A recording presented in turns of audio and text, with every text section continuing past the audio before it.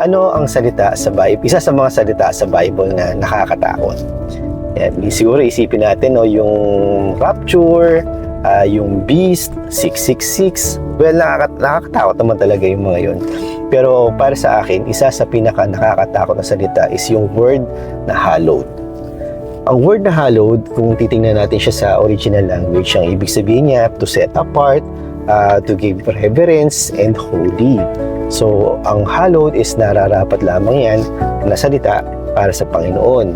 So, kung matatandaan natin, makikita natin siya dun sa the Lord's Prayer. Our Father, who art in heaven, hallowed be thy name. So, ngayon, kung tanong ko kanina, bakit nakakatakot yung word na hallowed?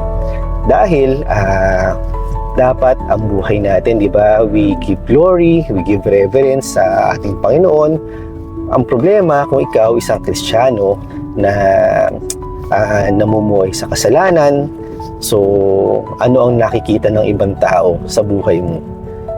Kristiyano ba yan? Bakit nagmumura? Kristiyano ba yan? Bakit nakikipag-away? Bakit sinungaling, di ba? Bakit gumagawa ng ganitong mga bagay? So, sino ang nadudungisan? Ang nadudungisan, hindi lang ikaw, kundi ang ating Panginoon. So, pasimba-simba ka pa, tapos ganyan naman ginagawa mo. So, ganito ang nangyayari. So, kaya nakakatakot yung word na hallowed.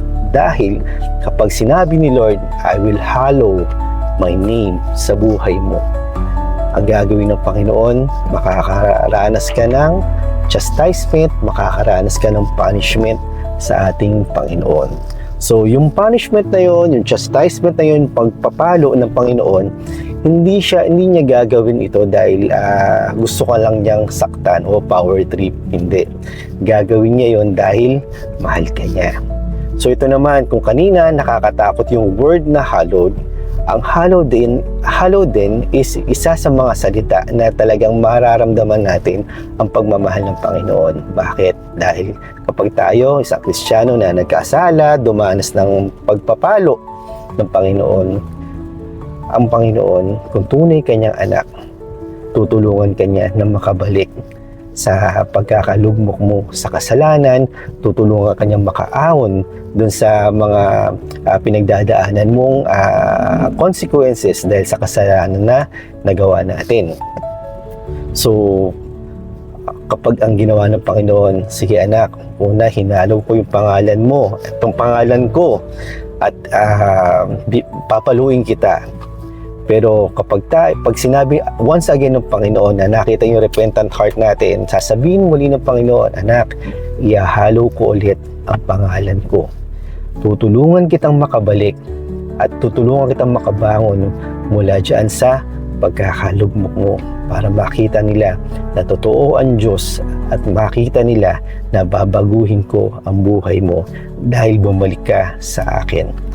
So, yun lang, no? Sana kung maging reminder sa atin itong word na hallowed. Dahil sa lahat ng oras at pagkakataon, kailangan tayong maging cautious na we need to always be cautious na ang Panginoon, we need to hallow the name of the Lord in everything that we do, in every words that we speak. Dapat mahalo natin ang pangalan ng Panginoon. So yun lang, kita tayo ulit sa susunod na video. God bless.